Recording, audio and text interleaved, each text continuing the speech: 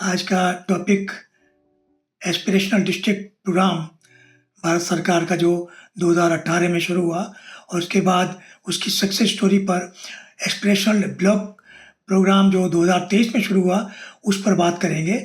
जब आईएएस के इंटरव्यू वगैरह होते हैं तो उनमें ये क्वेश्चन पूछा जाता है कैंडिडेट से कि आप आईएएस में क्यों बैठना चाहते हो, आप सिविल सर्वेंट क्यों बनना चाहते हो।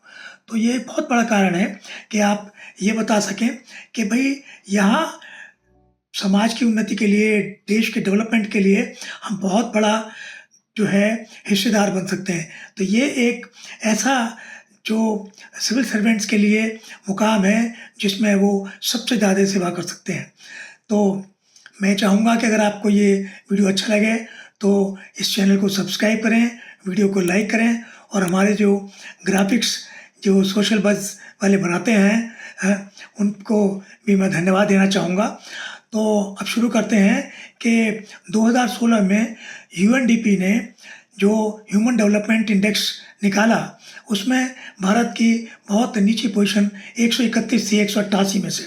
इसके अलावा सस्टेनेबल डेवलपमेंट गोल जो है वो हेल्थ में, एजुकेशन में और बेसिक स्ट्रक्चर में इनमें काफ़ी पिछड़े जो हैं उनमें देश के हर एक डिस्ट्रिक्ट को आगे बढ़ाने के लिए 2030 तक का टाइम दिया गया है। तो यह हमने उसको ध्यान में रखते हुए ये देखा कि कौन सा ऐसा इम्पोर्टेंट टॉपिक है, वो है कि एस्पिरेशनल डिस्ट्रिक्ट प्रोग्राम जो भारत सरकार ने चुना।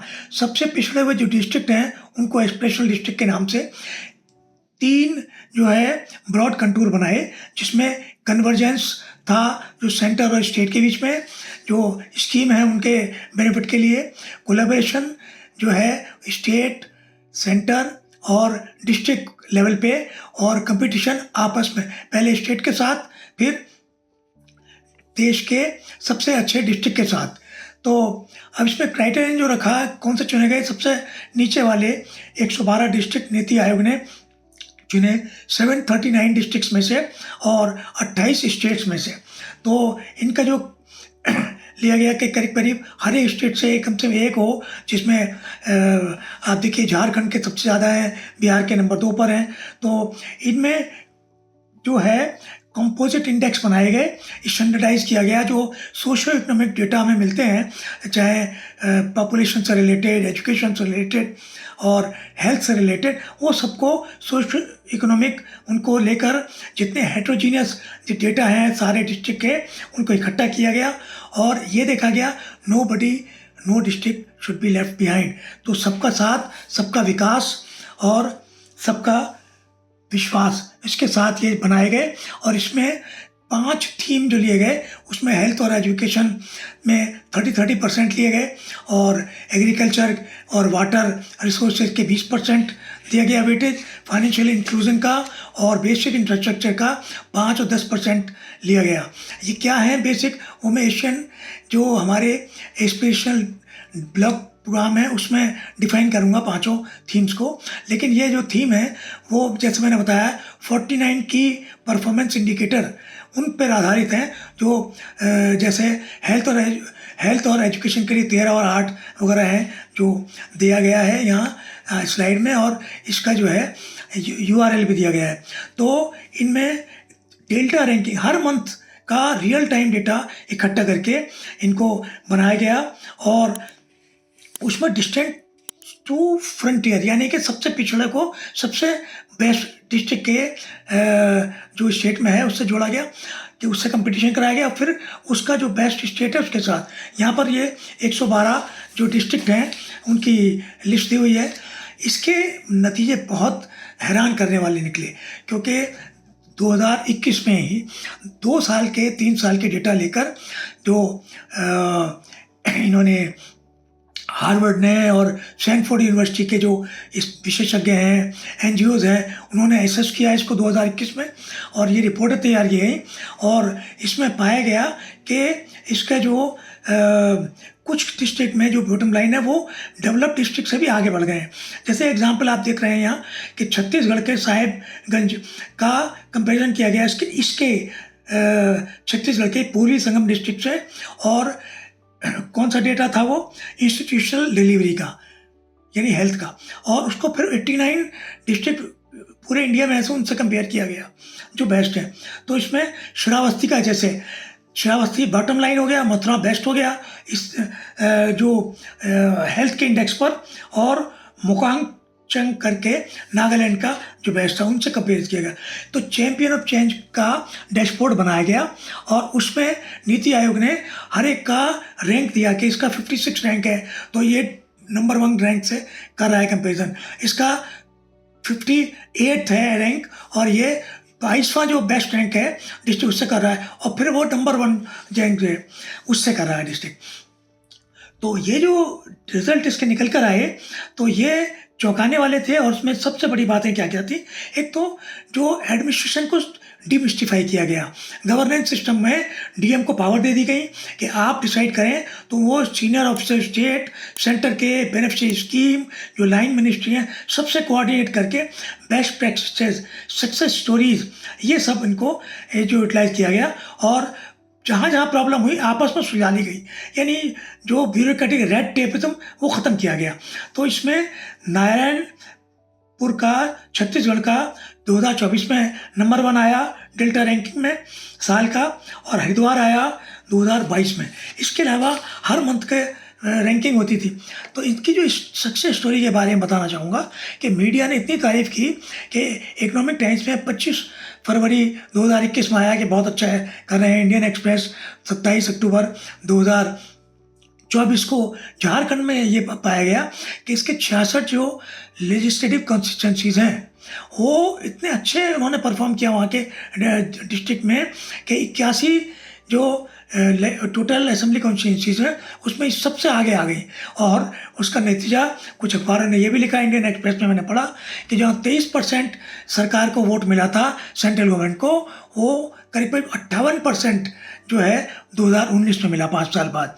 तो ये रियल टाइम डेटा से और ये सब मिला के जो विकसित भारत का जो एक सपना है, जिसमें तो अगर इस तरह से जो सक्सेस स्टोरी है तो हमें पूरी उम्मीद है कि 2047 तक ये विकसित भारत का सपना पूरा हो जाएगा, प्रोवाइडेड ये कैविएट इसमें यह है कि पर कैपिटा इनकम भी उसी रफ्तार से बढ़े, जीडीपी का जो प्रोग्रेस है वो भी वही हो, मैन्युफैक्चरिंग बढ़े, इनइक्वलिटी जो इनकम ग्रुप में है वो घटे। तो ये सब बात है। अब मैं दूसरा टॉपिक लेने जा रहा हूँ जो है एस्पिरेशनल ब्लॉक प्रोग्राम का। तो डियर ब्रदर्स एंड सिस्टर्स, ये जो ब्लॉक प्रोग्राम जो है वो एक रेप्लिकेट किया गया सक्सेस स्टोरी के साथ। इसमें जो क्विट इंडिया मूवमेंट वगैरह जो था उस टाइम ये पाया गया कि जो कॉन्फ्रेंस हुई चीफ सेक्रेटरी की जनवरी 2023 में, उसमें यह डिसाइड हुआ कि भाई इस सक्सेस स्टोरी को आगे बढ़ाया जाए। और इसमें ब्लॉक लेवल पर, ब्लॉक क्या होते हैं, 3 या 4 होते हैं एक डिस्ट्रिक्ट में, जैसे तहसीलें होती हैं ऐसे ब्लॉक होते हैं। ब्लॉक में यानी कि रूरल एरियाज आ जाते हैं। और ये जो प्रोग्राम है वो नीति आयोग के सौजन्य से और मिनिस्ट्री ऑफ रूरल डेवलपमेंट के खाते से और बाकी जो कन्वर्जेंस ऑफ सारी बेनिफिशियरी स्कीम्स हैं उनको मिला के किया गया है। तो इसमें डिस्ट्रिक्ट गवर्नेंस पे आधारित है। ब्लॉक में उन ब्लॉक लेवल ऑफिसर्स को चुना गया और मैं आगे बताऊंगा उसके कैसे कैसे किया हुआ। इसमें 500 ब्लॉक चुने गए जो 329 डिस्ट्रिक्ट में से लिए गए थे। हर एक जो 112 डिस्ट्रिक्ट में से एक ब्लॉक लिया गया, टोटल 160 तो उसमें से लिए गए जो 112 डिस्ट्रिक्ट थे। इसके अलावा इनका क्राइटेरिया रखा गया हर डिस्ट्रिक्ट का 25% जिसकी जो पॉपुलेशन का है कि जिससे ज़्यादा पॉपुलेशन है उसको शामिल किया गया, और 75% वेटेज दिया गया जिसका पर कैपिटा इनकम जो स्टेट में है जो है 75% का। तो इसके हिसाब से यूपी में जैसे 68 आए, आपको ये स्लाइड में दिख जाएंगे। बिहार से 61 डिस्ट्रिक्ट लिए गए। और ये डेटा कैसे आया, real time data NITI Aayog ने ये इकट्ठे किए मिशन अंत्योदय से, और जो सोशो इकोनॉमिक कास्ट सर्वे जो हुआ था उसके बेस पर। और 5 जो थीम भाई जो मैंने बताए थे ये एस्पिरेशनल डिस्ट्रिक्ट वाले, उसमें लिए गए वही हेल्थ और न्यूट्रिशन, उसका वेटेज हेल्थ न्यूट्रिशन का 30%, एजुकेशन का 30%, उसी हिसाब से रखा गया। एग्रीकल्चर, यहाँ स्किल डेवलपमेंट के बजाय जो है सोशल डेवलपमेंट पे भी ध्यान दिया गया। तो ये सारे पैरामीटर जो है कॉमन इंडेक्स बना के ये लिए गए, और इसमें ब्लॉक लेवल के ऑफिसर्स को चुना गया ठीक से, और इनको ट्रेनिंग दी गई कैपेसिटी बिल्डिंग। जैसे ये मैंने थैंक्स टू नीति आयोग, ये मैंने उसकी स्लाइड से लिया है। हेल्थ और न्यूट्रिशन के डेटा हैं, जैसे इंस्टीट्यूशनल डिलीवरी है, ICDS का क्या रोल है, और स्टंटिंग, वेस्टिंग, इन सब के करीब जो है डेटा करीब 40+ की परफॉर्मेंस इंडिकेटर इसमें भी लिए गए और इनको चुना गया। एजुकेशन में जैसे गर्ल्स टॉयलेट्स कितने बने, और एनरोलमेंट कितना हुआ, पढ़ाई पर कितना जोर हुआ, कितने ड्रॉप आउट हुए। एग्रीकल्चर में जैसे सॉइल कार्ड बना, फार्म प्रोड्यूसर ऑर्गेनाइजेशन का कितना हुआ, सेल्फ हेल्प ग्रुप बनाए, PM किसान योजना का किया गया उनको।